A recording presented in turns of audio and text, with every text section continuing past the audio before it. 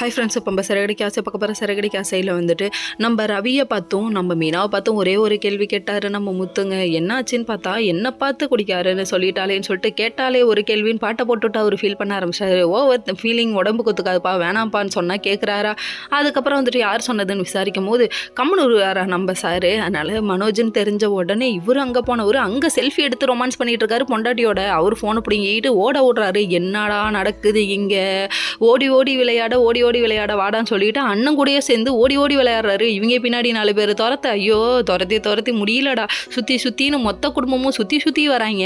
கடைசியில் ஒரு வழியாக நில்லு முடியல மூச்சு வாங்குது அப்படின்னு சொல்லிட்டு மீனா சொன்னதுக்கப்புறம் கொடுத்தாங்க. மீனாவுக்காக பாவம் பார்க்குறேன் அப்படின்னு சொல்லிட்டாங்க. அதுக்கப்புறம் சின்ன பிள்ளைத்தனமாக இல்லை அப்படிங்கிற மாதிரி ஆயிடுச்சு. அதுக்கப்புறம் அவங்க மண்டபத்துக்கு 2 பேர் புதுசாக என்ட்ரி ஆகுறாங்க. ஒரு கல்யாண வீடுனா 1000 சலசலப்பு இருக்கும். ஏதாவது 1-2 கண்டிப்பாக எல்லாருமே மிஸ் பண்ண செய்வோம். அதனால் அதை ஆட்டையை போட்டு போகலான்றதுக்காக 2 பேரும் வந்து நிற்கிறாங்க. வந்து நின்னவங்க உட்காந்தவங்க என்ன பண்ணிட்டாங்கன்னா ரூமுக்கு போய் பார்க்குறாங்க. அதாவது நம்ம பரச அங்கிளோட பொண்ணு கல்யாணத்தில் ஆட்டையை போட்டு போகலான்னு அவங்க பொண்ணு நகையே ஆட்டையை போடுறாங்க.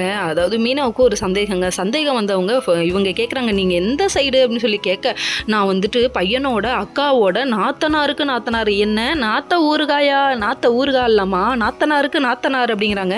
இங்கே இப்படி சொன்னால் சரி விறுவிறுன்னு வேகமாக இவங்க நகைப்புறம் எடுத்துக்கிட்டு வெளியே போக அவங்க மேலே சந்தேகப்பட்டவங்க பின்னாடியே ஃபாலோமின்ட்டு வந்தாங்க. கடைசியில் நின்று நல்ல நேரங்க, ஆட்டவும் ஸ்டார்ட் ஆகலை. கடைசியில் நிப்பாட்டி கேட்டதுக்கு நான் பொண்ணு வீடு பையன் வீடு மாற்றி சொல்ல அந்த இடத்துல மாட்டிக்கிட்டாங்க. போலீஸ்க்கு ஃபோன் பண்ண உடனே அடிச்சு பிடிச்சி அங்கேயும் இங்கேயும் அடித்தடியில் போய் முடிஞ்சது. கடைசியில் மீனாவோட கையில் ஒரு சின்ன ஸ்க்ராட்ச். என்ன பண்ணுறது, கத்தி வச்சிருக்காங்களே